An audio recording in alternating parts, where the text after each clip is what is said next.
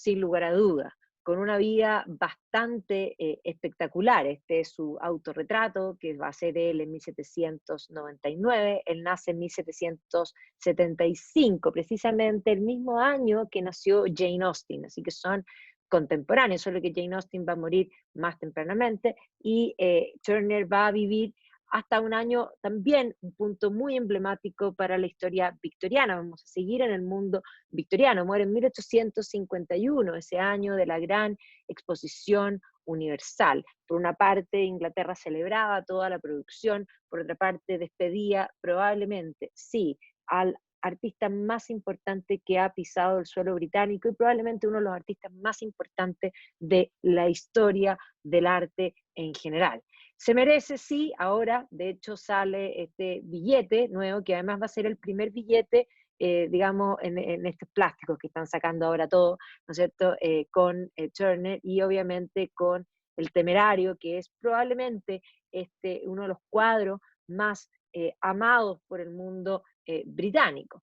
Turner ha sido celebrado también por la filacteria, ¿no es cierto?, con varias de sus obras, que son íconos y de sus distintos periodos, y también alrededor del mundo, no solamente los británicos, sino que los franceses, en Luxemburgo también, en particular, Luxemburgo sacó una serie de varios artistas a nivel europeo, considerando que Turner era quien tenía que ocupar el puesto en el arte, digamos, plástica, y considerando que está Liszt en la música, y Víctor Hugo y Goethe en, digamos, las letras y la intelectualidad, básicamente. Entonces, ¿quién es este personaje? Lo primero que hay que decir es que, bueno, van a ser en 1775 en Covent Garden, y va a ser, de hecho, va a vivir, es un hombre de Londres, aunque va a viajar muchísimo, junto, en general, en este mundo previo al ferrocarril, la gente viajaba poco, pero tanto Jane Austen, que es su contemporánea, nacieron el mismo año, como le estaba diciendo, y él son gente que viaja mucho, primero dentro de Inglaterra, y hay que entender en qué periodo estamos hablando. Ellos nacen en 1775, precisamente en un momento en que el continente se va a comenzar, cuando ellos son, digamos, jóvenes, se va a convulsionar desde la Revolución Francesa en adelante, y va a haber en el fondo guerras, y por lo tanto el continente va a estar convulso. Jane Austen no va a alcanzar a viajar al continente porque posteriormente, cuando la situación va a comenzar a calmarse, ella se va a enfermar y finalmente se va a morir. En el caso de Turner va a vivir hasta 1851 y por lo tanto no solo va a viajar por Inglaterra, que va a recorrer prácticamente todo buscando inspiraciones, pero también en el continente, buscando inspiración desde ya, por supuesto, Italia. Italia va a ser el gran referente de los victorianos, pero también en el fondo Suiza, de todo lo que, y aquí vamos a ver que Turner, yo mencioné la semana pasada, que es probablemente al arte plástica lo que es el equivalente a Beethoven en la música.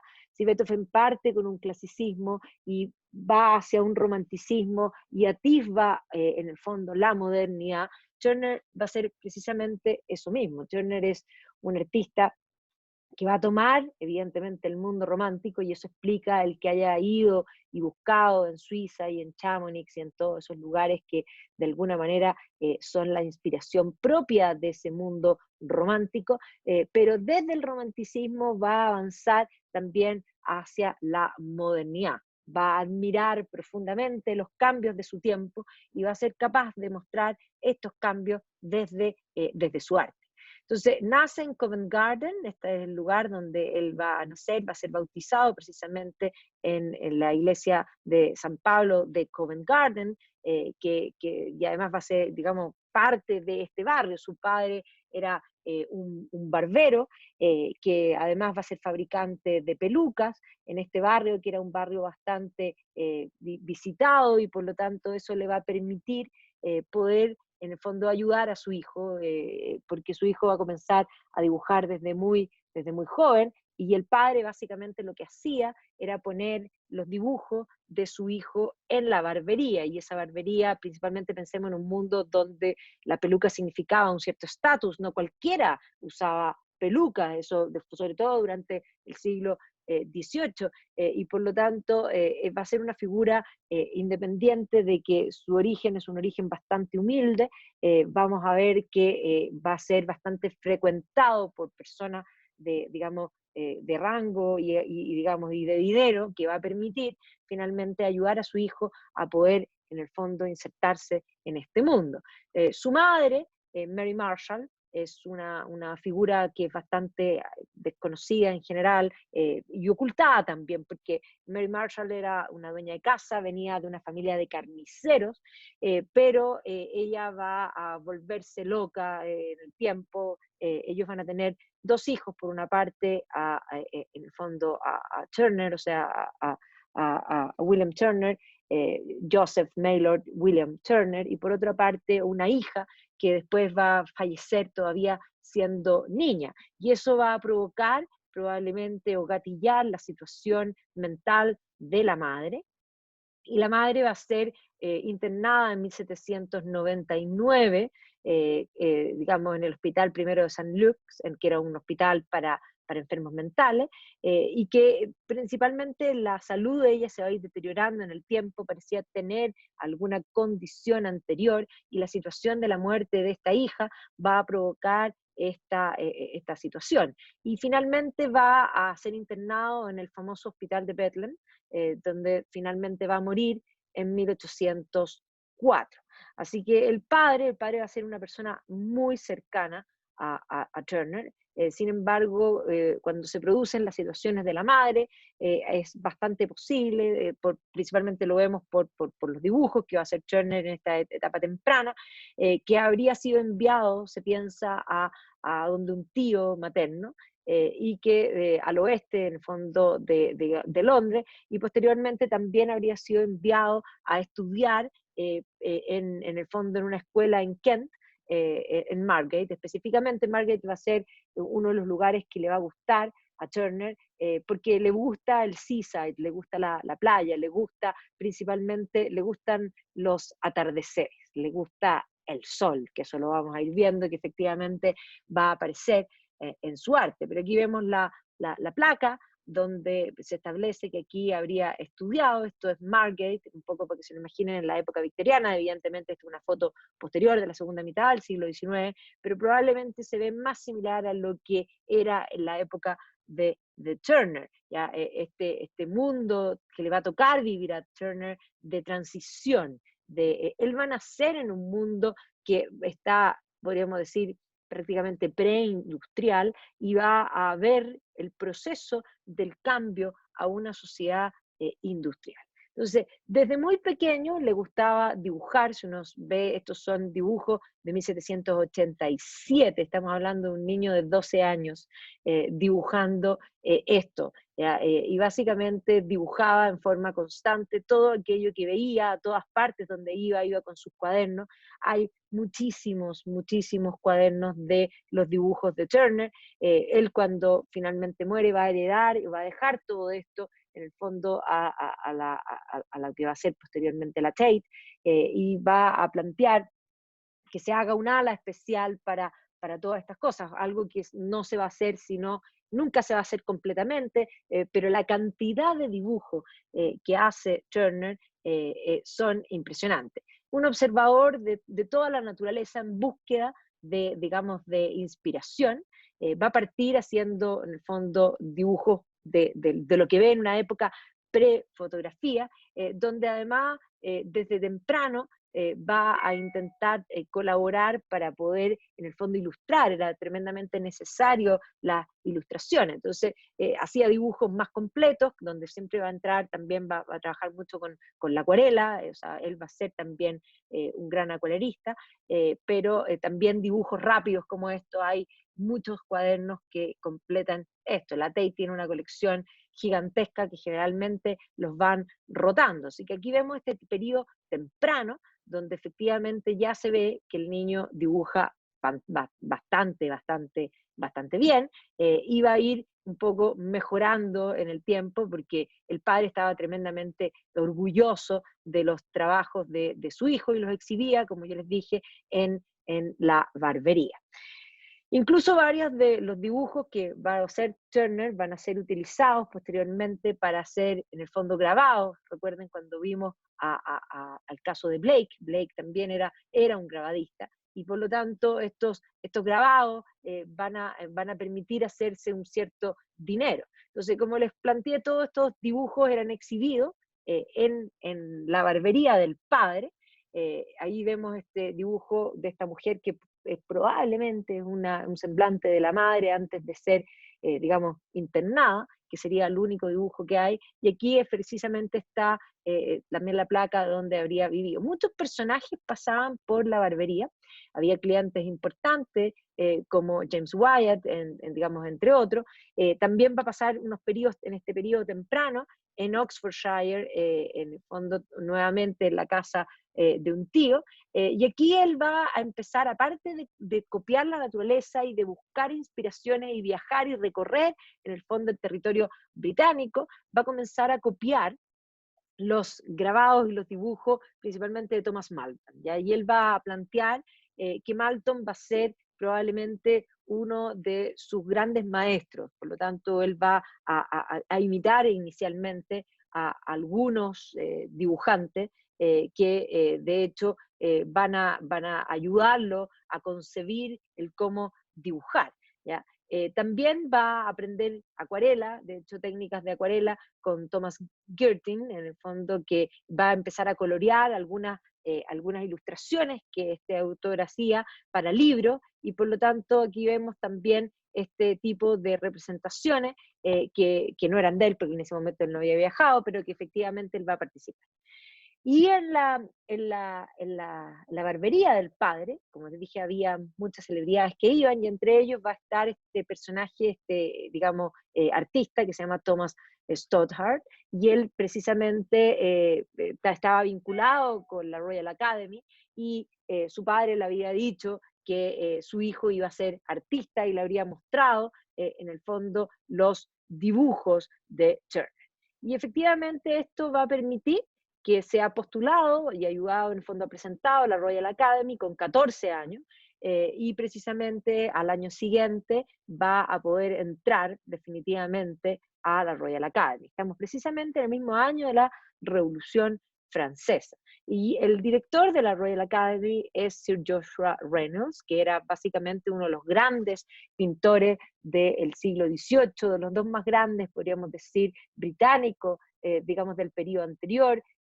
Probablemente el más grande es Gainsborough, y Reynolds, que va a ser el más academicista, porque Gainsborough, de hecho, va a abandonar un poco los lineamientos de la academia y va a instaurar un paisaje más suelto, y tiene un atisbo ya hacia lo que es la visión romántica. Joshua Reynolds es generalmente el gran academicista que va a establecer un cierto modo dentro del arte propio de ser el director, evidentemente, de la Royal Academy. Y por lo tanto, la Royal Academy no congregaba a los artistas para que crearan desde su fuero interno, sino que los formaba principalmente en el dibujo y en las formas establecidas, y principalmente en la forma clásica. Gran parte del entrenamiento que va a recibir Turner en la academia va a tener que ver con la copia de esculturas clásicas. Por ejemplo, aquí vemos los estudios que va a hacer en 1792 sobre, en el fondo, esculturas clásicas, y también va a tener, en el fondo, clases de dibujos con modelos reales. Básicamente era un entrenamiento para aprender a dibujar, ¿ya? Y por lo tanto un entrenamiento que implicaba una escuela, digamos, establecida. Y Turner, estos son dibujos de Turner de este periodo, donde efectivamente va a aprender el manejo de las formas, el manejo de la luz, el manejo de la luz-sombra, para poder generar los volúmenes necesarios. Y aquí vemos también sus trabajos con modelos reales que van a mostrar que efectivamente es un buen dibujante. Se va a comenzar también a trabajar en este periodo, principalmente ayudando ya a hacer ilustraciones para libros, y este va a ser uno de sus primeros dibujos que va a ser, digamos, presentado en la Royal Academy con, en el fondo, 15 años. ¿Ya? Así que este dibujo del Palacio del Arzobispo va a ser aceptado, va a ser su primera obra que va a ser aceptada para ser exhibida en la Royal Academy.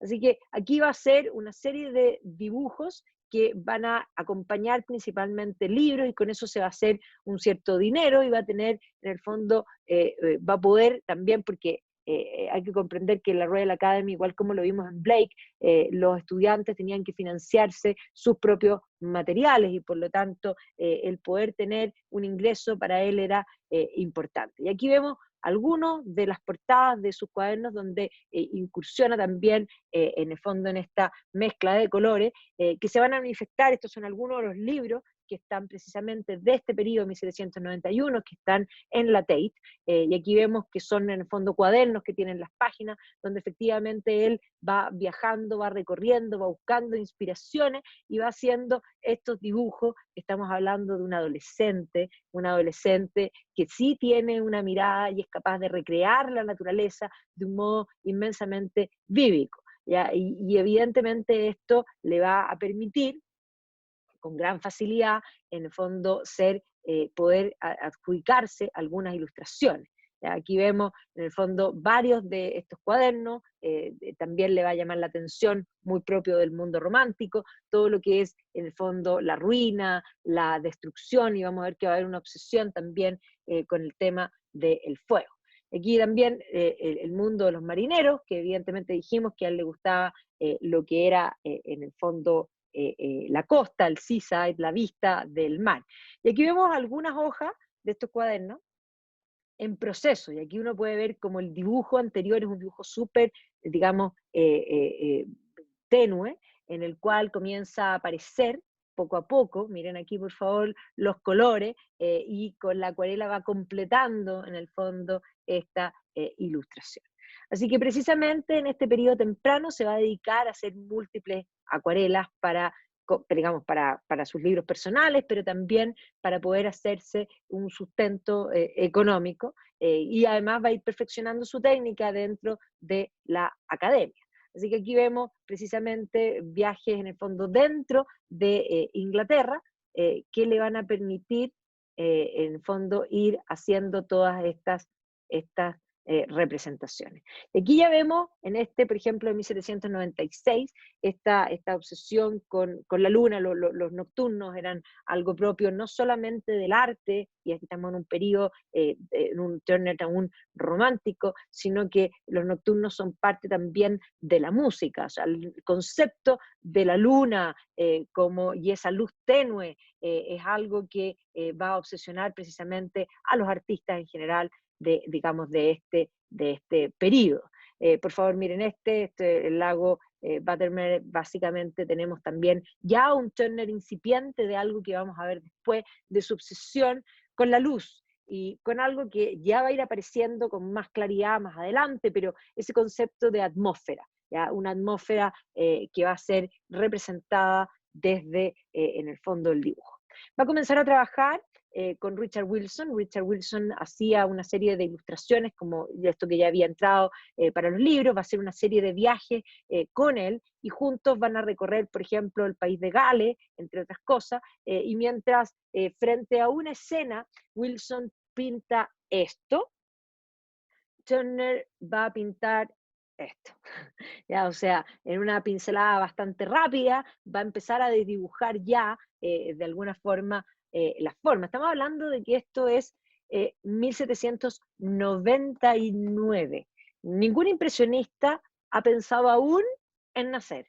Y por lo tanto, un Turner está estableciendo sus impresiones y su trabajo desde la luz, todavía sin tener la madurez que va a adquirir posteriormente, pero va a ir mostrando esta idea que va a ir generando una escuela en sí misma. Y aquí vemos, estos son los famosos sketchbooks, que es uno de los libros importantes de este viaje que hace con Wilson, donde recorren parte de Inglaterra y donde recrea, aquí vemos precisamente caminando en el campo, e incluso estudio de vaca y otras ilustraciones que van a ir acompañando precisamente estos viajes.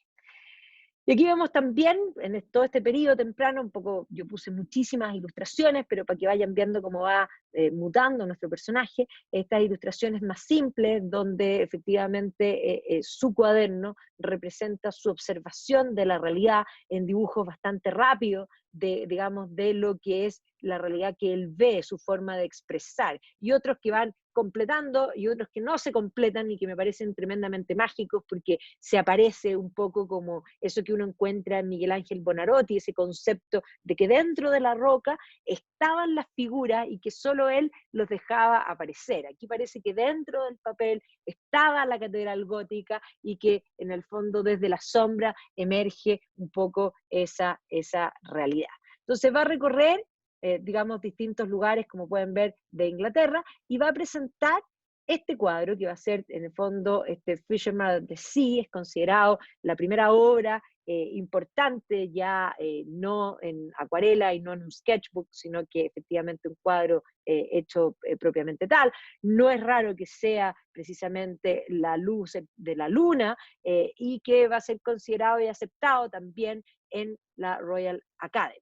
Y aquí claramente, con este cuadro, se ve que hay una influencia importante de algunos pintores que él ya comienza a admirar, estando en la academia. Específicamente a Claude, ¿ya? Él va a admirar muchísimo a Claude. Claude es probablemente el pintor que va a establecer principalmente estas escenas, esta forma de pintar el paisaje con respecto a la luminosidad, ¿ya? Y sin embargo, él se va a inspirar en Claude, pero va a modificar a Claude de un modo diferente. Entonces Claude va a establecer esta receta romántica, podríamos decir, donde la luz y donde de alguna manera lo sublime es ese gran concepto romántico, esta naturaleza temible, esta naturaleza inquieta, esta naturaleza que establece los límites y que de alguna manera furiosa muestra esta belleza. Pero también esta luminosidad, o sea, propio de Claude es este concepto de ambiente donde la luz tiene un lugar primordial, donde probablemente si uno mira este cuadro, el cielo tiene una proporción más importante en relación al cuadro mismo. Y aquí vemos un claroscuro de Claude, donde efectivamente la luz de la luna, muy propio romántico, el paisaje, las velas, ¿no es cierto?, y el fuego, el foco, digamos, de la esquina, muestra en el fondo esta composición que de alguna manera apela a los sentimientos. También se va a inspirar en Philip James Lutherburg, ya que también en el fondo se va a aparecer con estas batallas navales, también la luz aquí importante y el concepto romántico, lo sublime. Esto no es una batalla naval, esto es básicamente los que quedaron en el fondo el naufragio, podríamos decir, y obviamente aquellos que se están salvando. Es la furia de la batalla, es el fuego, son las olas, es el ambiente y por lo tanto eso también va a inspirar. Esa idea de esta naturaleza que no es tranquila, sino que es inmensamente peligrosa, magníficamente bella, pero a su vez terrorífica, que va a venir propiamente de este romanticismo.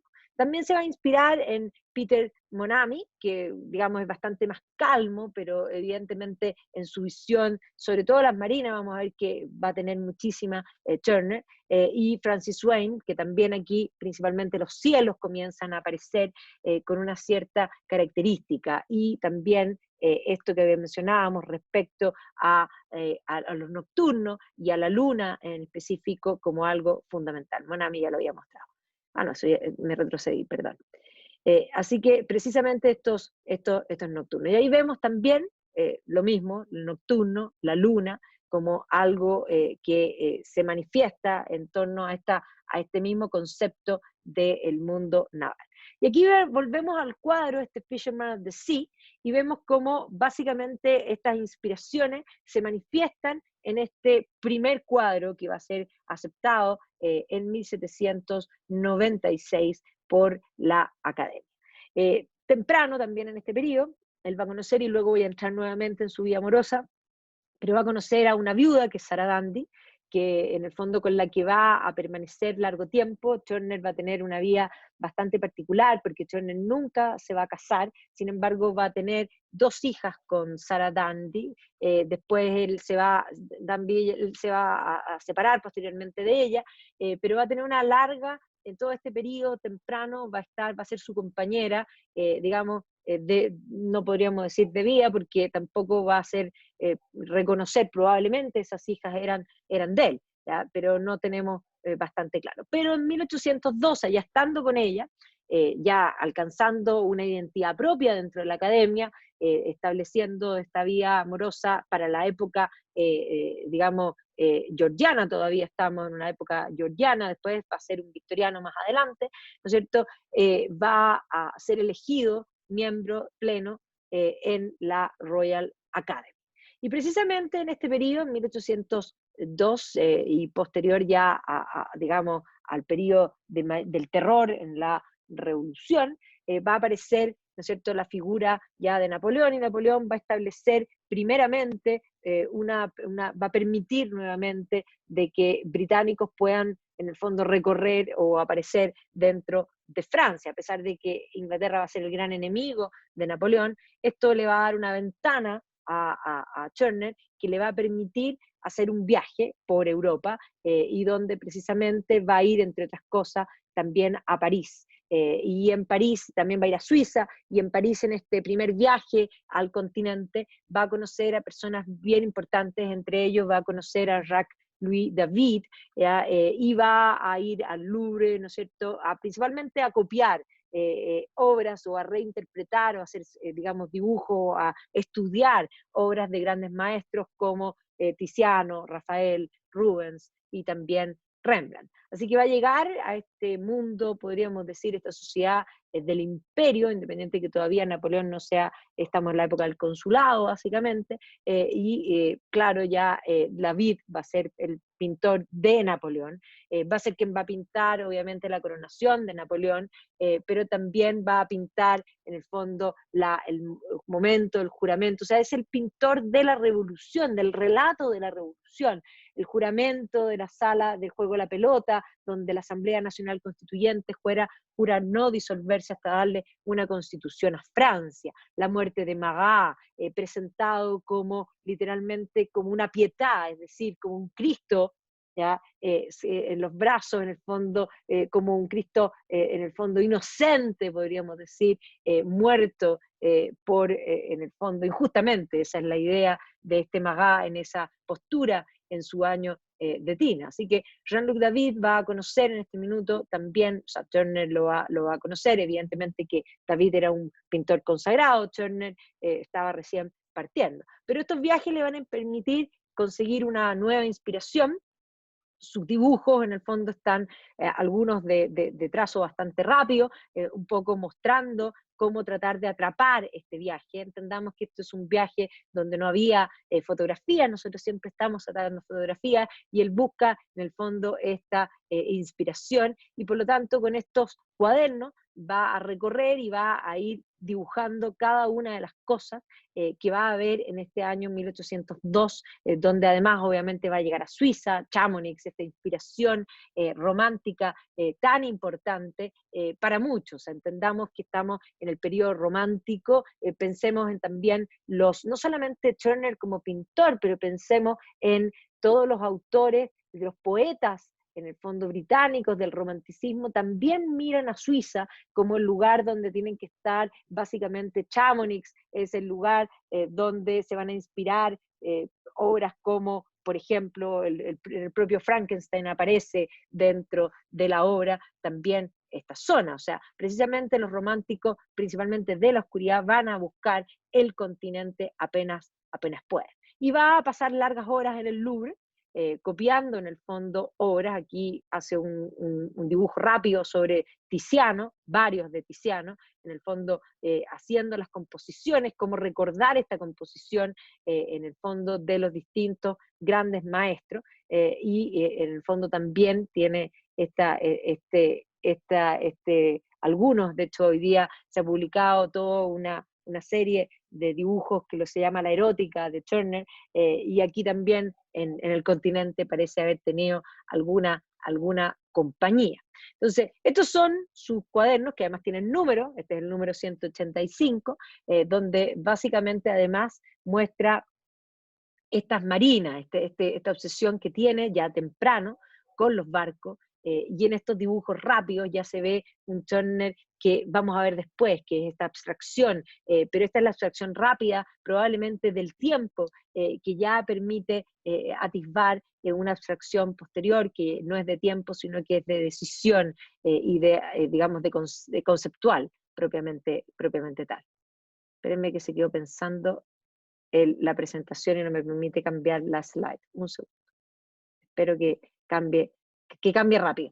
Bueno, como le estoy diciendo, va a ir cambiando, ahí está, digamos, esa percepción. Cuando vuelve a Inglaterra, va a conocer, y de hecho ya tempranamente va a comenzar a tener una serie de, digamos, de patrones o, digamos, mecenas, que van a comenzar a apoyarlo. Entre ellos va a aparecer la figura de Walter Fox, que efectivamente lo va a invitar a establecerse por periodos, y va a pasar grandes periodos, y va a dibujar en estas zonas, va a tener estancias, digamos, en distintas casonas, porque se va a convertir rápidamente en una figura, digamos, admirada por las élites. Admirada más allá y principalmente por su obra, porque una de las cosas que le va a suceder a Turner es que Turner va a tener este origen humilde, y va a tener en el fondo una actitud bastante poco sociable, no solo poco sociable, sino que además va a tener también esta actitud poco, en el fondo, conforme a la sociedad establecida, viviendo con una mujer viuda sin casarse, manteniendo un acento bastante vulgar y cogni, muchos lo consideraban vulgar, pero lo admiraban profundamente, y lo van a invitar en el fondo a las distintas casas. Va a publicar este Liber Studiorum, ¿ya? Que en el fondo en 1807, y que es una serie de grabados que pretendía copiar a una obra que se había hecho durante el siglo XVII, que era este Liber Veritatis, que había hecho en el fondo principalmente Claudio de Lorena. ¿Ya? Entonces, esta idea de copiar esta iniciativa lo va a llevar a hacer este libro, que tiene varios de estos dibujos que después se van a convertir en grabados, para, en el fondo, este experimento, o más bien, podríamos decir, emular algo bien interesante, sobre todo desde el punto de vista inglés. Hay que entender el periodo, o sea, la competencia, en el fondo, entre los dos países se va a manifestar también desde el arte. Este es uno de los cuadros que me voy a detener un minuto, porque efectivamente aquí vemos en este salto del Rin, en Schaffhausen, donde efectivamente vemos una inspiración similar a lo que vimos de los autores románticos, de claudianos, podríamos decir, esta idea de Claude, pero con una atmósfera diferente. Ya en este periodo temprano, en Turner comienzan a desdibujarse, en cierta forma, tal cual, las formas, ¿ya? Y aparecer la luz con una cierta, podríamos decir, característica fundamental. Miren por favor bueno, es una acuarela, 1804, que evidentemente tiene ese grado de atmósfera que vamos a ir recogiendo posteriormente. Pero por otro lado, otros de los dibujos de este periodo, 1805, son de la forma clásica más, digamos, aceptada en el periodo, principalmente Esta es una batalla de Trafalgar, que no puede ser más estático, básicamente va a ser una obra encargada, y por lo tanto aquí Turner va a tratar de darle el gusto, en cierta manera, a quien se la encargó. ¿Ya? Entonces comienza poco a poco a experimentar con los colores, con los fondos, comienza a utilizar, poner un blanco para que efectivamente los colores comiencen a aparecer de un modo particular. ¿Ya? Principalmente va a aparecer este cuadro del pescador saludando a los mercantes, que precisamente va a mostrar un cierto giro, o más bien una cierta identidad en sus cuadros. Y va a ser invitado a cada vez más casas. Aquí ya vemos en este cuadro esta cierta identidad, esta atmósfera, que podríamos decir que se siente incluso, digamos, el clima. el clima, esto tiene clima incorporado, aquí hay una cierta humedad, algo que Turner comienza a percibir y a expresar desde su pintura. ¿Ya? Aquí va a ir también al País de Gales, el País de Gales efectivamente va a impresionar con, con los vestigios monumentales que tiene, y la luz va a comenzar a aparecer, incluso en aquellas que son más tradicionales, la luz, el sol en particular, comienza a aparecer de un modo distinto. Va a ser nombrado en 1811 profesor en la Royal Academy de perspectiva, y estos son algunos de los dibujos que utilizaba para su clase de perspectiva. ¿Ya? Independiente que era un maestro en la perspectiva y que la sabía utilizar muy bien, sus clases no van a tener gran éxito porque efectivamente esta barrera, podríamos decir, de las posibilidades de comunicarse va a estar en forma permanente. Su lenguaje, su modo de expresarse, que va a ser considerado por muchos bastante vulgar, como denominan los británicos cogni, es decir, con un acento que nosotros podríamos decir en buen chileno, un poco, comillas, chihuahua, eso es lo que nosotros diríamos así, que habla en el fondo de un modo no solo coloquial, sino que incluso con un acento que muestra su origen y que muchos van a considerar que incluso va a ser que sea, incluso se genera una barrera de incomprensión, no es simplemente una barrera social, ¿ya? Y va a ser, digamos, le va a ser muy difícil poder expresarse, por lo que, independiente que él manejaba muy bien la perspectiva, no va a ser, en el fondo sus clases, no va a ser digamos, un gran orador, ni mucho menos. Uno de los lugares donde va a permanecer por un gran periodo y va a estar en muchas oportunidades, y va a ser uno de sus grandes mecenas, va a ser George Wyndham, que va a ser el tercer Earl of Egremont, y va a visitar esta casa en particular, Perthworth House, que es uno de los lugares cuando uno busca a Turner, es uno de los lugares que uno visita para encontrar precisamente a Turner. Y aquí va a permanecer grandes periodos, va a dibujar todos los alrededores, pero además hay que saber que precisamente digamos, este Earl y esta casa no solo acogía a Turner, sino que también va a ser uno de los grandes, digamos, apoyadores, mecenas, con también Constable. Constable y Turner son considerados los dos grandes románticos británicos, con la diferencia que Constable se va a dedicar principalmente al mundo británico y va a vivir en Inglaterra y va a recorrer solo Inglaterra. No va a tener esa posibilidad que va a tener Turner de ir varias veces al continente y de recorrer y buscar otras inspiraciones.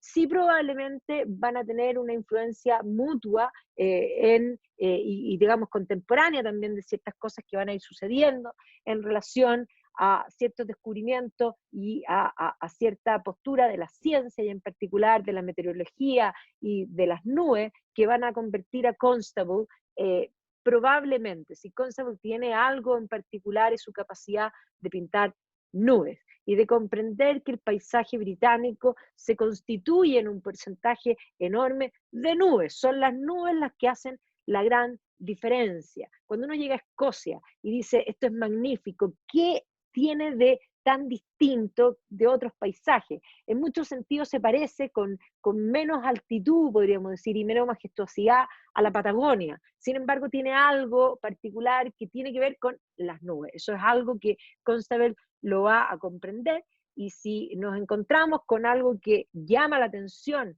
en Constable y que van a competir, porque de hecho Turner es bastante arisco en su forma digamos, de ser, va a ser precisamente esta presencia real de las nubes. O sea, Constable es el gran pintor del cielo nuboso, del cielo británico propiamente tal. Ahora, en este lugar, en esta casa, Turner va a tener incluso su estudio, este es el lugar donde Turner pintaba, y de hecho la película que se hizo hace poco, el 2015, creo que es el 15, se hizo esta película Mr. Turner, y en esta película precisamente se recrea el mismo lugar, y aquí vemos la película con Turner pintando ya supuestamente maduro, porque el autor era maduro, y aquí vemos precisamente dibujos del propio Turner, que además hace unos interiores aquí en acuarela que son bastante avanzados, sobre todo pensando en la historia del arte, y recorridos de esta propiedad con un impresionismo ya abierto. O sea, aquí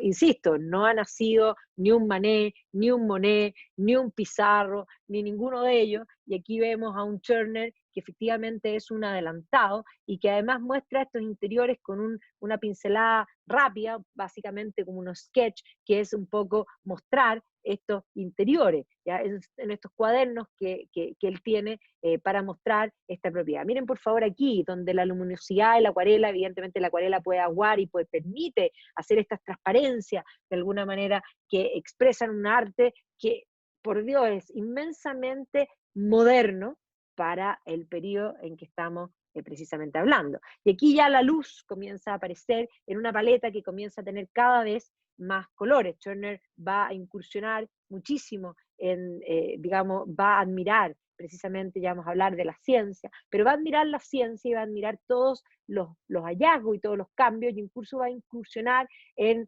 mezclas químicas para poder lograr, de hecho, mejores colores. Aquí también en la película aparece, ¿no es cierto?, en esta casona, donde va a pasar grandes periodos. Este cuadro es considerado por muchos uno de los cuadros, en el fondo, del Turner, ya el nuevo Turner, que va a comenzar a tener esta identidad propia como tal. Esto se llama, en el fondo, La nieve y la tormenta, en el fondo, Aníbal cruzando precisamente los Alpes.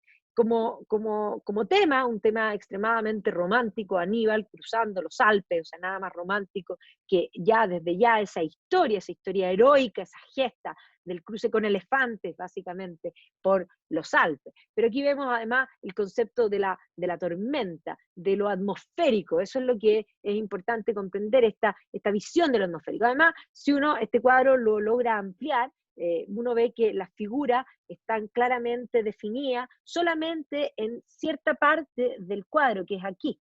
Pero cuando uno mira lo que está sucediendo acá, porque acá vienen las tropas de Aníbal, y efectivamente en este ambiente atmosférico de esta tormenta de nieve, ¿ya? Efectivamente se pierden las formas. Es el efecto atmosférico que vemos, pero la luz, el sol, la luminosidad, o sea, aquí ya se ve ese Turner que vamos a ver posteriormente más adelante.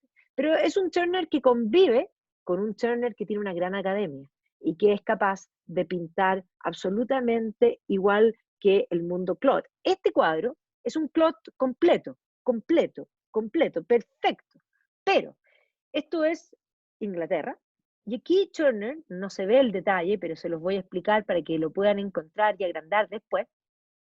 Esto es una vista de Inglaterra. Esto precisamente es un lugar absolutamente bucólico bajo la mirada romántica, pero aquí aparece precisamente una mina, ¿ya?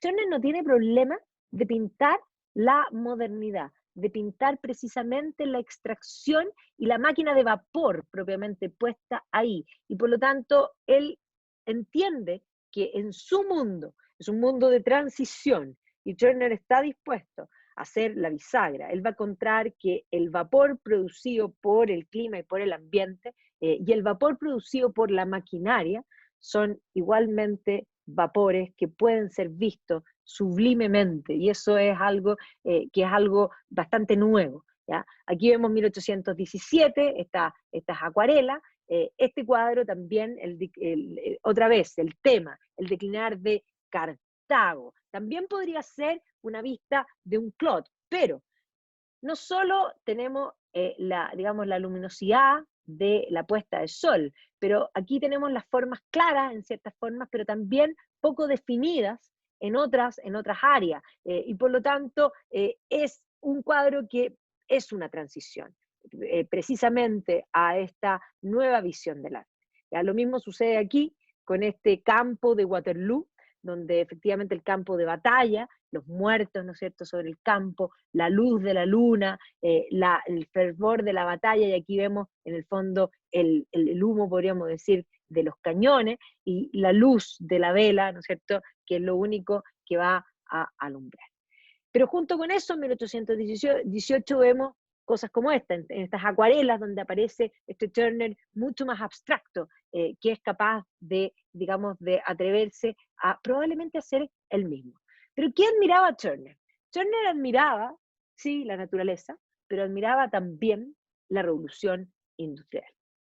Y precisamente Turner nace en un periodo georgiano previo a la revolución industrial y le va a tocar vivir toda esta época de transición, la aplicación del vapor a la industria, a los transportes, va a transformar el mundo y va a crear también la sociedad de consumo y va a permitir también que Turner alcance a ser un artista famoso en vida, porque dentro del consumo también va a surgir el consumo del arte y eso va a permitir que entre un canaleto que es de la generación anterior, que básicamente publicaba en el diario, que tenía algunos cuadros, y Turner haya ya una Royal Academy que hace una exhibición anual, eso independiente que Turner va a tener también una galería propia donde él va a vender, pero efectivamente el mercado que se va a abrir para todas las cosas también se va a abrir para el mercado del arte. Entonces, básicamente la revolución industrial va a iniciar primeramente en Inglaterra, y esto es lo que va a percibir y lo que va a expresar el propio Turner, y se va a extrapolar hacia el continente y va a ir avanzando en el fondo hacia Europa. Y básicamente el polo británico va a permitir, como decía yo, este mercado del arte que va a comenzar a cambiar y que Turner se va a convertir en la celebridad, más allá de su forma de ser, porque si hubiese sido por su forma de ser no habría vendido ningún cuadro, ¿ya? Pero era tan genial que el propio mercado, un mercado snob, que básicamente va a hacer, porque va a empezar a surgir una clase media que quiere aspirar a vivir igual como vivía en el fondo el mundo aristócrata, y es más, los aristócratas van a empezar a abrir sus casas para que la gente pueda ver las colecciones. Eso ya lo vemos incluso en la época de Jane Austen. La propia Jane Austen cuenta más en su novela Pride and Prejudice, cuando ella visita la casa del señor Darcy, que se supone que el señor Darcy no estaba, y ve la colección de arte, y justamente el señor Darcy llega y ella le da un papelón, en el fondo Elizabeth Bennet le da un papelón tremendo, pero los nobles comienzan a abrir sus casas y a coleccionar arte, y obviamente que coleccionan arte, pero quieren que la gente sepa lo que tienen, pues, y eso hace que las clases medias también comiencen a aspirar a tener arte. O sea, esto también va a tener que ver con Turner. Pero Turner además va a vivir en un Londres que está cambiando, un Londres cada vez más grande, una ciudad que se va a convertir en una metrópoli, de alguna manera un mercado donde llegan todos los productos, un lugar vibrante, donde además la ciencia que venía desde los siglos anteriores y que se había instalado en la ciudad de Londres desde su reconstrucción, y por eso puedo traer a San Paul, la ciencia se había convertido en el gran foco, ¿ya? No solamente la Royal Society, sino que dentro de la Royal Academy, donde él estaba, no solo se enseñaba pintura, sino que también se hacían conferencias sobre ciencia. Y probablemente Turner va a estar escuchando y imbuido, sin duda, en estos cambios. Una figura como Humphrey Davis, que va a ser de hecho miembro de la Royal Society, ¿ya? Y que va a llegar a ser después, en 1820, o sea, todavía en la época de Turner, va a llegar a ser el presidente de la Royal Society, va a ser un personaje que va a convertir a la ciencia en espectáculo. Habíamos hablado de la cultura del espectáculo la semana pasada con Darwin, esta idea de que los victorianos, y aquí todavía no estamos en los victorianos, sino que estamos todavía en la época de la regencia y de los georgianos, pero ya comienzan a convertir todo en un espectáculo. Humphrey David lo que hacía era hacer ciencia y de alguna manera hacer experimentos públicos con los distintos elementos, y por lo tanto aparecía, de hecho él va a aislar los elementos, él va a tener una participación en química importante, pero hacía estos espectáculos donde pondría distintos elementos y se incendiaban, y hacía estos experimentos químicos para el público, para un público amateur. El mundo amateur comienza a consumir también la ciencia. Y por lo tanto no solamente hacía esto digamos, en la academia, sino que hacía en el fondo conferencias públicas. Pensemos que estamos hablando en un periodo, piensen en Alexander von Humboldt haciendo sus conferencias sobre cosmos. Está en el fondo esta idea de que la ciencia debe ser consumida en el fondo por un público que es un público general.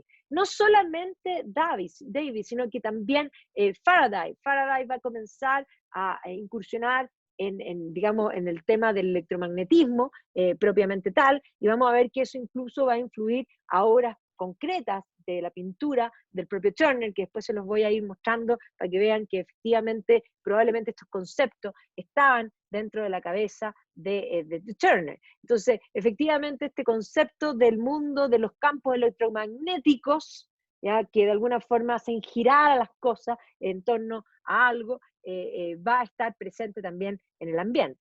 Pero figuras tan importantes como William Herschel va a hacer unas conferencias sobre el Sol. El Sol se va a convertir en la gran obsesión de Turner, y sin duda probablemente esta idea del prisma y los colores, como se manifiesta el Sol en la realidad, sí va a tener que ver en cómo va a cambiar la paleta de colores propiamente, considerando la luz como el elemento más importante en la pintura, cómo va a cambiar la paleta de Turner. Y un personaje que va a ser fundamental va a ser Luke Howard. Y Luke Howard va a ser un hombre que simplemente en la observación va a llegar a la conclusión de que hay solamente tres formas de nubes. Entonces, independiente que él dice que esto es obviamente la condensación, pero que curiosamente se dan tres formas. Y él va a hacer va a hacer la categoría de las nubes y va a comenzar a escribir sobre el clima y a racionalizar el clima. Y obviamente que esto va a implicar todos estos conocimientos, van a ser parte que se va a integrar en, evidentemente, la pintura, ¿ya? Y por lo tanto, aquí él va a hablar de los cirros, de los cúmulos, y este es una paleta, este cuadro que pongo al lado, es un Constable, que yo les dije que es el gran maestro de las nubes, y precisamente aquí vemos cómo esto va a influir y va a cambiar un poco el cómo se conciben las nubes. Las nubes van a pasar a ser, en el fondo, un elemento primordial dentro de estos nuevos cuadros, de este momento de transición. Y por otra parte, la figura de Francis Beaufort, un irlandés que se va a dedicar a medir los vientos y por lo tanto va a establecer esta escala que va a permitir en el fondo, y va a ayudar muchísimo a la navegación, ya que va a revolucionar, como dice aquí, la navegación, y que efectivamente va a desafiar en el fondo y de definir básicamente lo que es el viento.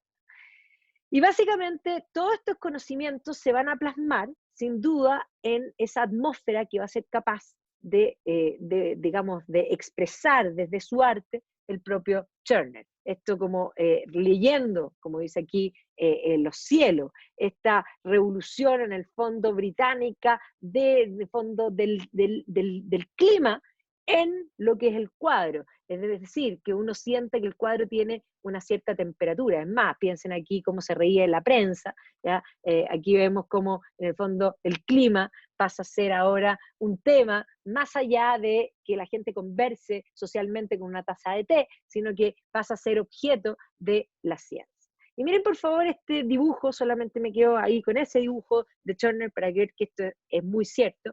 Aquí hay simplemente una atmósfera, ese es el concepto, de pintar esta atmósfera, de entender la luz como lo primordial, y aquí genera un ambiente, ahí hay una temperatura clara, y distinta, y eso es lo que interpreta Turner. Y por lo tanto Turner va a estar inmensamente inmiscuido en estos cambios, y la ciencia de su tiempo y la revolución industrial van a cambiar, sin duda, el arte de Turner. Es un mundo de cambio, es el mundo que vimos con Brunel, el ferrocarril son contemporáneos a Brunel. Mientras Brunel construía ferrocarriles de la Great Western por todas partes, Turner estaba pintando precisamente. Y no estaba simplemente pintando como todos los románticos, porque comprendamos que el romanticismo va a tener una rama muy importante que va a ser contraria a los avances de la revolución industrial, que van a volver a mirar en el fondo lo bucólico con una reacción que tiene un tinte político, que es contraria a la revolución industrial.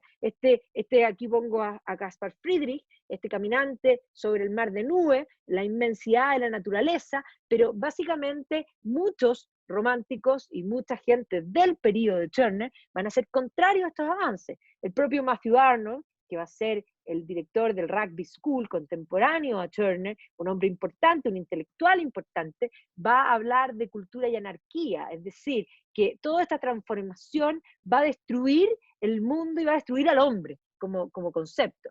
El propio John Ruskin, que John Ruskin es una figura clave, sobre todo también para Turner, porque Ruskin va a ser el principal teórico de arte y va a hablar de Turner como uno de los grandes maestros y lo va a incluir dentro del canon de los grandes pintores, en el fondo, dentro del suelo británico. Pero precisamente Turner, en su Crown of Wild Olive, va a ser totalmente contrario a la revolución industrial. Y es más, esa postura que él va a desarrollar desde la estética y desde el romanticismo, lo va a llevar a concebir un socialismo que va a ser básicamente la fuente de lo que posteriormente va a ser el laborismo británico. El laborismo británico le debe mucho más a John Ruskin que a Karl Marx, ¿ya? Entonces, efectivamente, esta reacción de Ruskin con un cuchillo de mesa tratando de frenar al ferrocarril, o estas caricaturas que de alguna manera muestran al ferrocarril como algo que los viene a atropellar y que hay que detener, como sea, que el mundo entero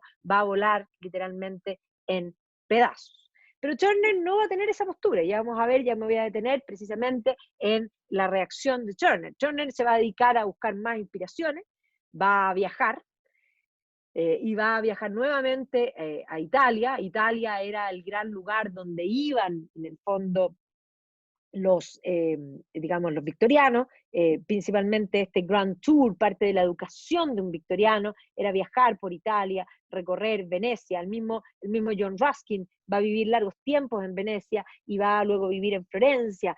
Un Robert Browning va a vivir en Florencia con la Elizabeth Barrett. O sea, los británicos están precisamente en Italia. El Keats, de hecho, el propio Keats va a terminar viviendo en Roma, a los pies de la Plaza España, y ahí va a terminar muriendo. Pero esta reacción contra, en el fondo general, contra la ciencia, aquí vemos en este cuadro en particular, en 1819, y aquí vemos cómo de alguna manera que hay una gran tormenta, pero aquí está presente la ciencia, y la ciencia está presente en este faro, y el faro es inexpugnable, porque de alguna manera la ciencia está para, de alguna forma, controlar y también dominar esta visión de esta mezcla de, podríamos decir, lo racionalista por una parte, lo romántico por otra, esta bisagra que representa el propio Turner, que es una figura, en el fondo, que es, de alguna manera entiende de un modo distinto, incorpora todo, une lo que es, digamos, su propio tiempo, ¿ya? En este viaje a Italia, ya también va a viajar, va en el fondo a ser hecho miembro de la Academia de San Lucas, va a conocer a varios de los artistas del 480, va a visitar el Vaticano, y aquí le va a hacer un homenaje a Rafael.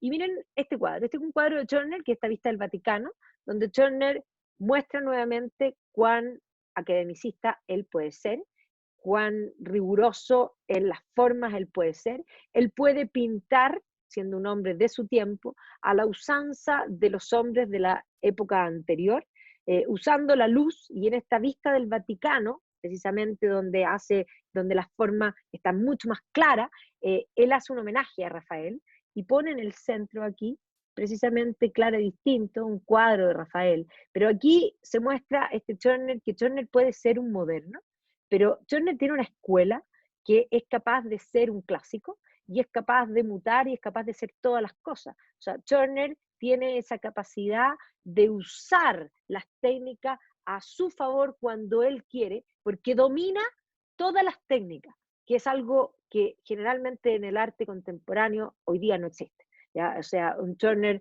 hoy día no nos encontramos con un Turner.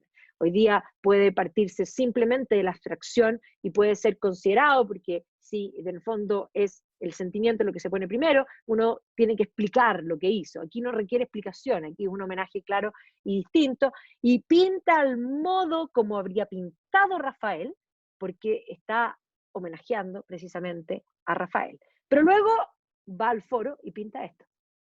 O sea, Turner es el mismo Turner, en la misma época, que básicamente tiene dos mensajes totalmente distintos. Aquí nuevamente está la atmósfera, nuevamente está esa luminosidad, nuevamente se desdibujan las formas, aparece este Turner que podríamos decir impresionista, y que es más, se asombra con la naturaleza, con la fuerza de la naturaleza. Y miren por favor esta Venecia, donde básicamente vemos la tormenta, ¿ya? La inundación, o sea, Turner obviamente un teco romántico considera que la inundación sobre la Plaza de San Marcos es algo magnífico, ¿ya? Sin duda, lo sigue siendo asombroso, es un evento romántico, pero aquí las formas totalmente se desdibujan. Él tiene una galería propia, pero además expone en la Royal Academy, pero tiene digamos, su propia galería donde vende en el fondo sus cuadros. ¿Ya? Va a pintar aquí en este periodo, 1828, vive él con su padre, de hecho su padre vive con él y es su gran apoyo, y de hecho su padre va a morir el año 1829, ya voy a volver a ese punto porque después me voy a dejar toda la parte de su vida privada para el final. Pero aquí Turner se va a obsesionar con el sol, con los atardeceres. Y va a comenzar con este, que es un atardecer bastante simple, un poco va a mostrar los grados, porque esto va a estar permanente, pero luego va a comenzar a ampliar su paleta de colores y a ver en el fondo y ampliar también su paleta de formas, podríamos decir, para encontrar estos atardeceres en distintos lugares, donde finalmente el sol completo, desde el amarillo y desde la tonalidad de los naranjas, ¿no es cierto?, se van a imponer como el gran protagonista. Y aquí vemos, esto fue hecho para la película, pero vemos aquí cómo en el fondo la paleta va creciendo, como de alguna manera sus colores, y además, no solo eso, el sol va a ser muchas veces representado cuando uno se acerca a los cuadros de Turner, no solamente hay una paleta de colores, sino que también hay en el fondo concentración digamos, gruesa de pintura. Turner va a pintar con los pinceles, va a pintar con las manos, va a agregar en el fondo lo que hoy día podríamos decir un arte, digamos, muy moderno en el sentido del uso de espátula y de dedos, porque va a usar muchísimos dedos. Turner siempre tenía las manos tremendamente asquerosas, ¿ya? Aquí vemos también cómo en el fondo se desdibuja y aparece esta cosa atmosférica. Este es el año 1828, este es 1827, me quedo corrido. Bueno, aquí vemos 1820, 1830, estas acuarelas totalmente desdibujadas en su forma. Pero aquí 1829, aquí vemos el Ulises, ¿no es cierto?, que tiene estos colores clarísimos, y esta forma, esta atmósfera, y en el fondo esta mutuación, esta bisagra entre el mundo clásico y un mundo romántico, y vamos a ver también, me falta agregar ahí, ese mundo industrial. ¿Ya? Esta vista de Brighton, donde evidentemente ponen los pescadores y donde además comienzan a aparecer en el fondo también este mundo, digamos, moderno. Los vapores van a aparecer constantemente en los cuadros de Turner. Aquí vienen estas arenas de Calais, este atardecer que evidentemente lo atrajo profundamente. Lo van a invitar a Escocia, ya es famoso, ya es el artista más querido de su tiempo, vende cuadros fabulosamente, además tiene una capacidad de pintar rapidísimo, y va a viajar en 1861 a Escocia, invitado por el mismísimo escocés más importante de su época, Sir Walter Scott. ¿Ya? Y aquí también va a llevar sus cuadernos de sus impresiones sobre Escocia, va a hacer sus dibujos rápidos de los distintos castillos, una visión del castillo de Stirling, y posteriormente de los distintos ambientes claramente ahí se nota que es la ciudad de Edimburgo, y aquí también vemos en el fondo esta visión, en el fondo con los tartans, algo que va a ser propio, y va a ser la visita del rey en el fondo organizada por el propio Walter Scott. Y aquí vemos todos estos cuadernos de los viajes por Escocia, donde recorre gran parte del territorio en búsqueda de inspiración. Efectivamente va a viajar nuevamente al continente, va a conocer a Delacroix, ¿ya? Delacroix es considerado en ese minuto el gran pintor romántico, y es más, cuando se encuentra con Delacroix, Delacroix le va a llamar la atención por sus manos sucias. Y entonces le va a decir, cuando le dice los dedos, y entonces Turner va a contestar que él pinta. Y entonces Delacroix le va a decir, yo también. Y Turner le va a contestar, no se nota. Básicamente, usted no pinta con las manos, pero evidentemente Delacroix, que había pintado La libertad guiando al pueblo en 1830, La balsa de la medusa, propiamente esta visión de la naturaleza sublime, de los límites, de la tormenta, de básicamente lo dramático. Aquí vemos en el fondo Dante en el viaje en el infierno, ya como como concepto propiamente de Delacroix. Y un Delacroix que también va a entrar en este ambiente atmosférico que estamos planteando y que se va a atrever a desdibujar también las formas de un modo bastante particular. ¿Ya? Aquí en el fondo va a poner unas acuarelas en 1832, y aquí vemos cómo Turner no tiene problema de pintar, por una parte, el velero de velas magnífica, el ambiente junto con el vapor, que humeante muestra en el fondo y se incorpora a la atmósfera como parte de la realidad que a él le toca vivir, ¿ya?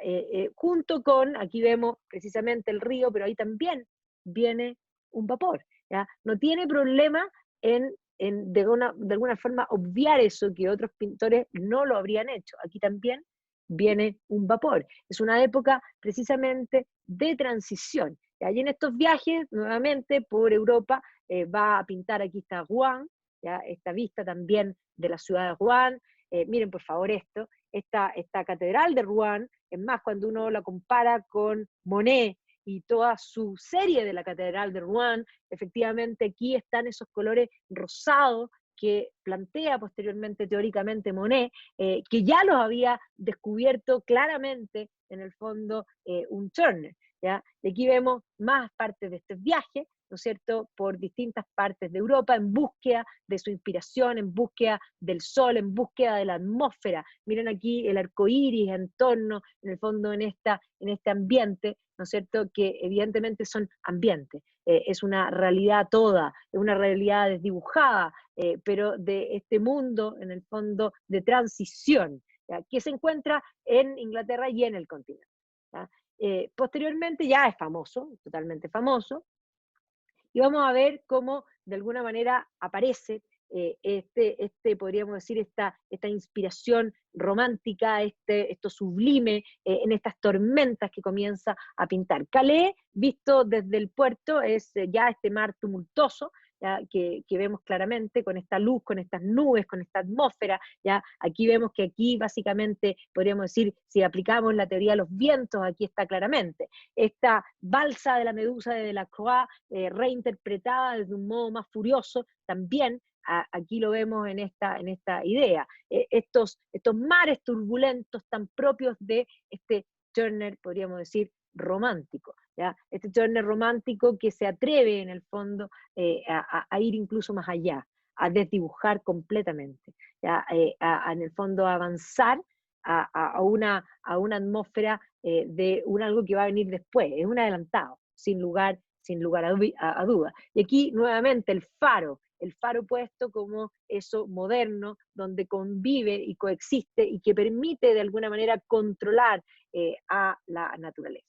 No era raro que cuando se incendió el Parlamento, Turner estaba en Londres, iba a correr rápidamente, le dijeron que se estaba incendiando el Parlamento, puso su óleo y comenzó a pintar. No pintó un cuadro, pintó muchísimos cuadros sobre este incendio. No hay nada más sublime que efectivamente el fuego, y sobre todo si el fuego está quemando el edificio más importante del mundo británico. Y por lo tanto va a pintar, y miren por favor aquí la paleta, o sea, aquí la paleta se va a desdibujar, pero claramente se ve el Parlamento, se ve el dramatismo de lo que estamos viendo ahí, y miren cuando se va a la acuarela le permite mucho más rápido, más fácilmente desdibujar y mostrar el drama de esto que está ocurriendo. Va a buscar otra perspectiva para poder ver esta misma realidad. Y en la acuarela es donde más se va a modernizar y va de alguna manera a llegar a esto, ¿ya? Que es algo realmente impresionante.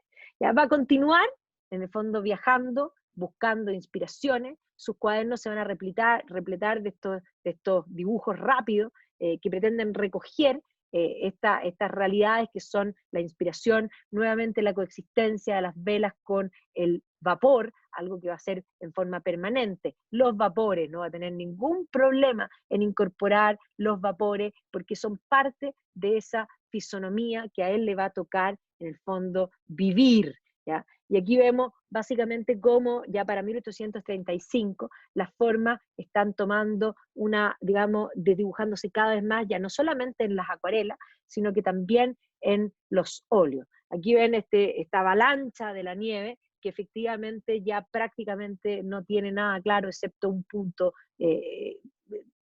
específico.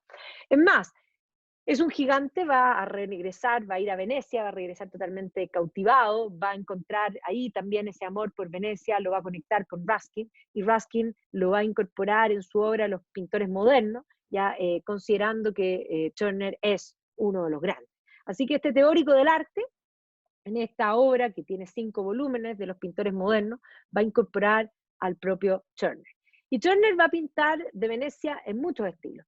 Un estilo más cercano a Canaletto. Canaletto tiene formas, o sea, es el típico pintor de Venecia, de hecho se le va a llamar Canaletto y va a vender en su casa con formas claras y distintas, pero aquí un cercano a Canaletto, donde hay una digamos, ciertas formas que se van desdibujando, pero es nítida la luz prístina más cercana a un Canaletto, donde va a ir avanzando en una forma de dibujar cada vez más la forma y ir avanzando con la luz, los atardeceres de Venecia lo van a cautivar, bueno, todos los atardeceres en general lo van a cautivar, y las formas van a ir cada vez desdibujándose más.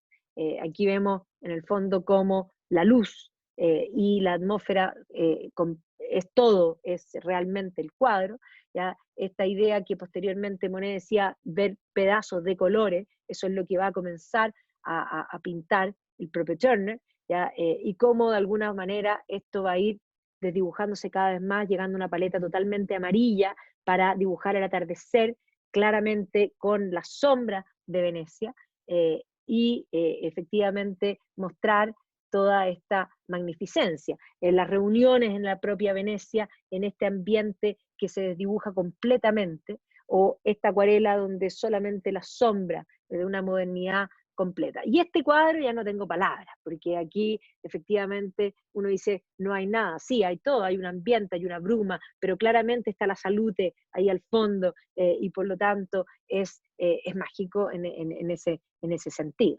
¿Ya? Va a recorrer otros lugares, y estos son algunos dibujos en sus recorridos por la zona del Rin, donde efectivamente va a hacer estos dibujos rápidos, y donde también va a encontrar esta inspiración. ¿Ya? Y aquí vemos nuevamente también en Venecia, y esto también es de la parte veneciana, donde no tiene problema, a pesar de toda la inspiración romántica que Venecia le produce, de poner, insisto, estos vapores. ¿Ya? Aquí vemos en Koblenz, donde se dibuja también nuevamente, y estos cuadernos también por Inglaterra, que va a recorrer. O sea, es un hombre que va a estar viajando en forma constante. Precisamente en 1839 va a sacar uno de sus cuadros más famosos. Aquí ya va a venir el periodo de la mayor consolidación, es el artista favorito británico, y este cuadro va a ser probablemente uno de los cuadros favoritos del mundo británico y uno de los highlights hasta el día de hoy de la National Gallery digamos, de Londres.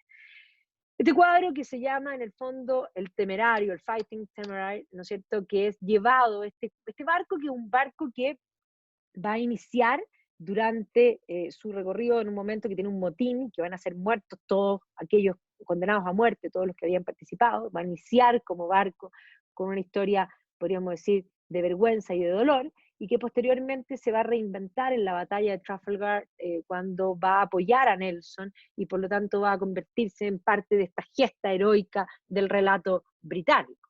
Y efectivamente en el momento en que Turner pinta esto, el Temerario está llevado para ser deshuesado. La realidad de la llevada del Temerario por el Támesis no es esto que pinta Turner, porque para ese entonces ya no tenía mástiles, no tenía vela, estaba ya deshuesado y lo estaban moviendo, pero Turner decidió deliberadamente pintarlo con sus velas, y de alguna manera en su gran esplendor y con una luz que efectivamente se enfoca en el cuadro, siendo arrastrado por este vapor que en rigor es mucho más feo, y aquí está la belleza y de que el Temerario, pero básicamente es la idea, algunos consideran que es una postura contraria a la revolución industrial, y otros consideran que él toma esta postura de bisagra, es decir, esta nueva generación que va a reemplazar a la antigua, y que efectivamente tiene algo que aportar. Y esto en el marco de este ambiente, con este sol, con esta luz, con esta atmósfera propia de Turner. Y por lo tanto este cuadro va a ser interpretado por algunos con nostalgia, por otros con optimismo, porque en el fondo es precisamente el cuadro que representa este periodo de cambio. Y no solo Turner va a entrar aquí en ciertos atisbos políticos, sino que posteriormente va a aparecer este cuadro, 1840. Nuevamente vemos el sol, la luz, el ambiente, en el fondo el dramatismo. Se ve claramente una embarcación que pareciera ser un naufragio. No, esto no es un naufragio.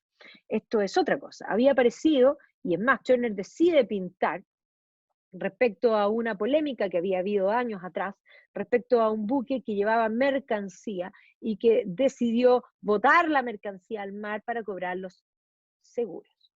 El único tema es que la mercancía que llevaba ese buque, ese barco, era esclavos. Y por lo tanto, los esclavos se enfermaron, iban a perder, botaron los esclavos al mar para que cobrar los seguros. Y Turner pinta este cuadro, y entonces la crítica, que no les van a parecer para nada este cuadro, van a decir que el señor Turner es tan ignorante que no sabe que los grilletes no flotan. Y el señor Turner tiene claro que los grilletes no flotan. Esto no es la realidad en sí, esto ya es la realidad en mí.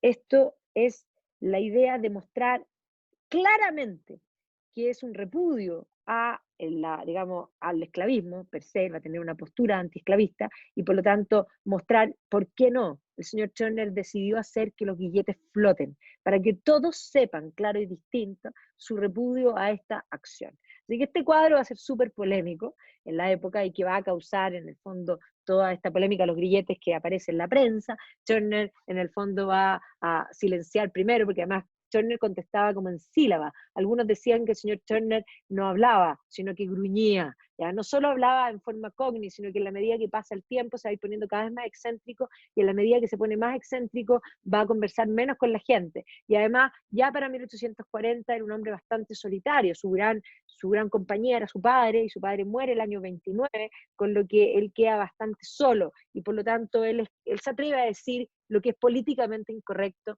sin ningún problema. Además, es el pintor más famoso de su tiempo. Va a pintar el incendio en la Torre de Londres de esta manera, ¿ya? Y aquí vemos cómo también va a continuar en 1840-41. Este es otro de los cuadros, y este es el cuadro que tiene que ver con lo que yo les decía del el electromagnetismo. Este cuadro que se llama Snowstorm Steamboat, tal y cual, le gustan las tormentas de nieve, le gusta el vapor, aquí le gusta el caos. Y básicamente, de hecho, hay una historia respecto a Turner, que él habría querido vivir la tormenta para poder pintarla profundamente, experimentar de alguna manera la sensación de la tormenta. Esto que los científicos mencionan de la medición de los vientos, de alguna manera, esto que pasa a ser ciencia establecida, él quiere también sentirlo en su propio cuerpo. Y en un momento de una tormenta radical, él se va a amarrar a un mástil y va a vivir la tormenta. Después le va a venir una pulmonía que casi se muere, ¿ya? Pero se va a salvar, y posteriormente va a pintar cuadros que le van a permitir llegar a esta idea. Ahí está la imagen en la que él se amarra para vivir en el fondo la tormenta, y aquí vemos este concepto de este barco que parece dando vueltas por una especie de electromagnetismo, ¿ya? Que es lo que él trata de mostrar, y se ve, además era bien amigo, era conocido con Faraday, por lo tanto es probable que eso haya sido su forma. No tiene, no tiene ningún pudor de pintar en el fondo esto que Ruskin y todos los pre-rafaelitas, si nosotros lo pensamos, que buscan lo bucólico, no solo lo bucólico, sino que buscan lo medieval, un pasado lejano, para dejar fuera de su pintura esta modernidad. Turner no, Turner pinta la modernidad, y la pinta y la incorpora en este mundo sublime y en esta atmósfera de la realidad de su tiempo. Sin lugar a duda, es el gran pintor del periodo victoriano. Entonces aquí vemos también 1840, junto con otros cuadros, obviamente, digamos, más, digamos, de sus viajes, que va a completar. 1843, el día después del diluvio, aunque se van un tiempo atrás, vemos aquí este concepto del Sol y de los círculos que comienzan a aparecer en torno al Sol, ¿ya? Precisamente los tratados que habían escrito sobre el Sol, y miren por favor la mañana después del diluvio, y aquí la mañana después del diluvio ya los círculos, y aquí el concepto también de la vida eterna, una cosa que probablemente él también sentía que lo tenía más cercano. Y evidentemente aquí vemos que efectivamente en el año 1844 va a presentar esta obra. Esta obra es una de sus obras también más famosas, junto con El Temerario, 1844, Rain, Steam and Speed. Precisamente estamos hablando del periodo de Brunel, el periodo de la construcción de los Great Western. Y aquí Turner se atreve a poner de protagonista precisamente al ferrocarril. Cuando uno agranda esta pintura, aquí uno alcanza a ver, digamos, incluso gente, ¿ya? En el fondo carros, aquí hay ciertos detalles, pero es la atmósfera de este atardecer con este protagonista de la modernidad, no es solamente los vapores, sino que él considera que esto es parte de esa magnificencia de este mundo, es romanticismo en el sentido del futuro, de proyectar el futuro. El siglo XIX es un siglo optimista en general, y él combina esto, por eso es un personaje de bisagra. Y aquí vemos también lo mismo, los ambientes, el vapor, el sol, no tiene ningún problema de incorporarlo.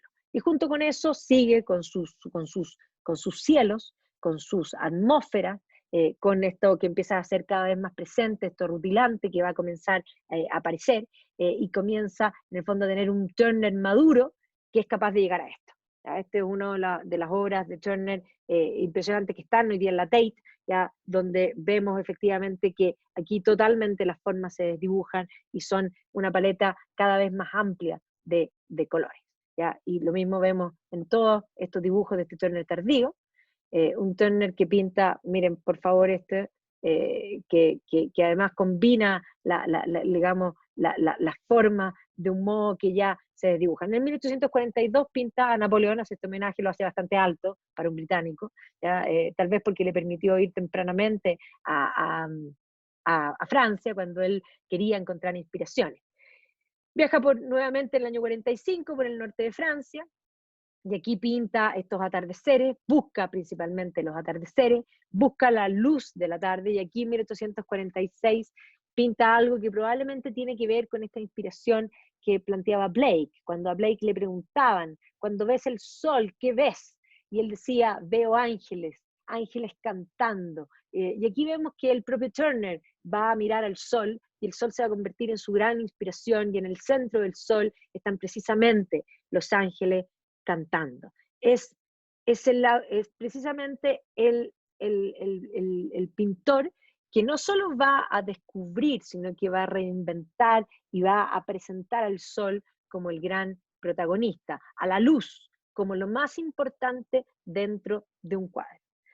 Turner era adicto, le gustaba en el fondo inhalar tabaco, ya que era una cosa que se hacía comúnmente. De hecho, hoy día sobreviven varias de las cajitas de tabaco que él tenía. De hecho, Luis Felipe de Orleans le va a regalar, que va a gobernar en Francia entre 1830 y 1848, lo que demuestra cuán famoso era Turner, que el propio, en el fondo, gobernante de Francia le va a regalar una cajita para guardar en el fondo su tabaco. Como yo les dije, Turner era bastante excéntrico.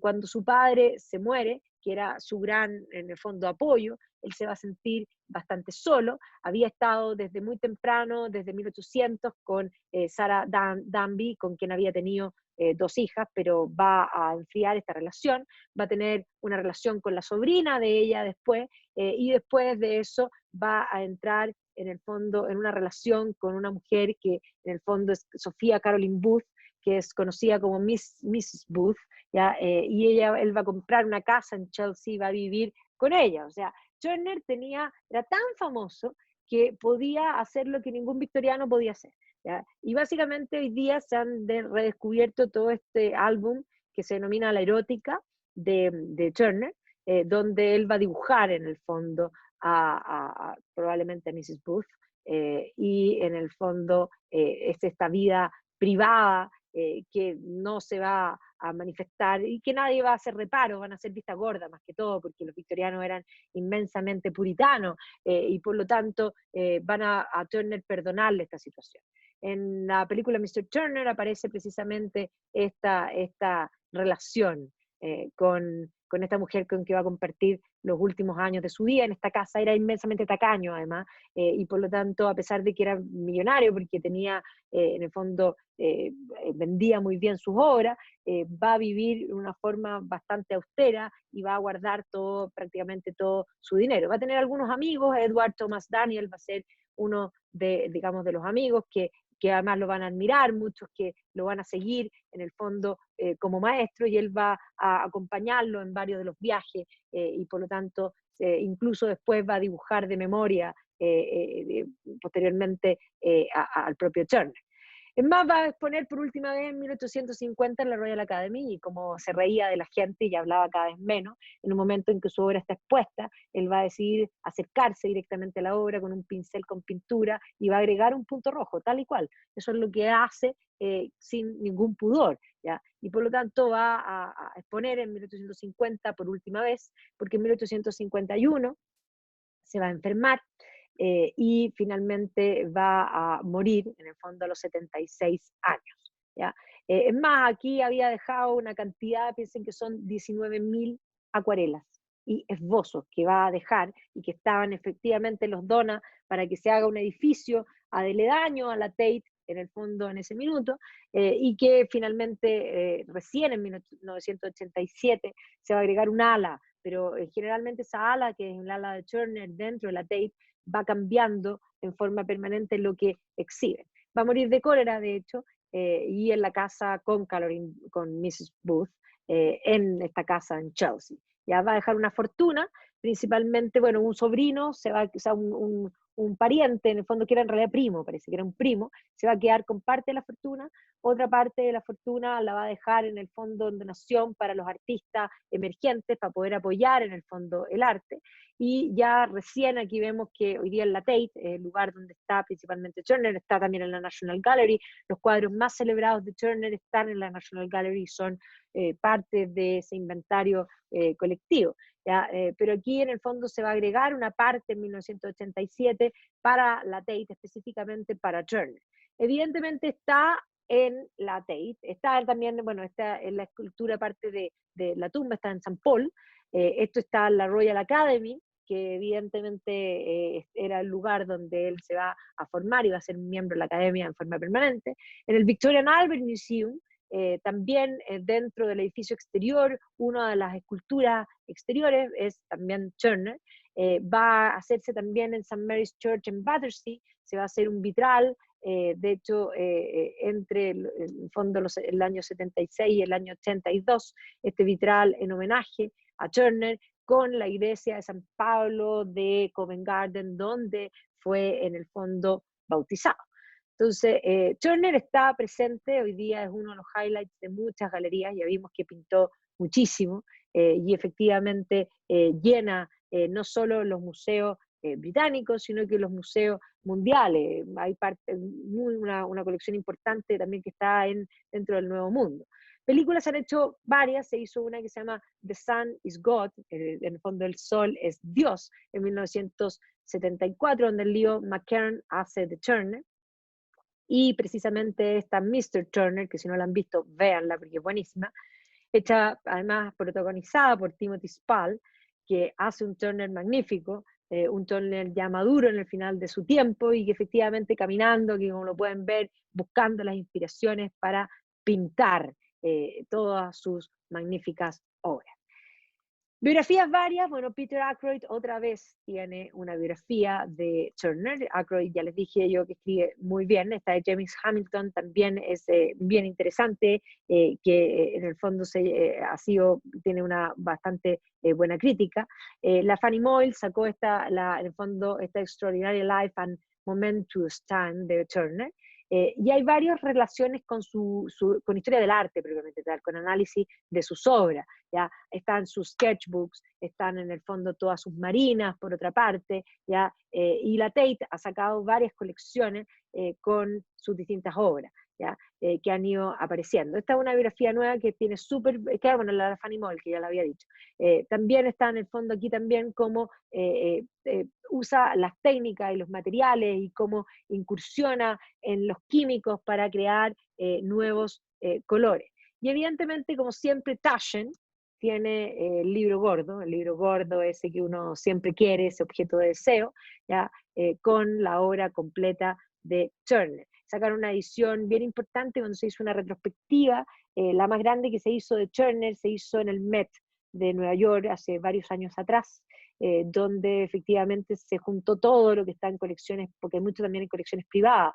No es raro entrar en las auctions de Sotheby's o Christie's y que haya Turner, y uno dice, ¿cómo? Pero es que lo que pasa es que con 19.000 acuarelas y que en el fondo dibujo, es bastante fácil encontrar ese tipo de obra. Generalmente aparece Turner, aparece en los Hall Master, aunque es en el fondo una escuela en sí misma, es en el fondo definitivamente un mundo. La próxima semana vamos a seguir todavía en esta época victoriana con un personaje que vive en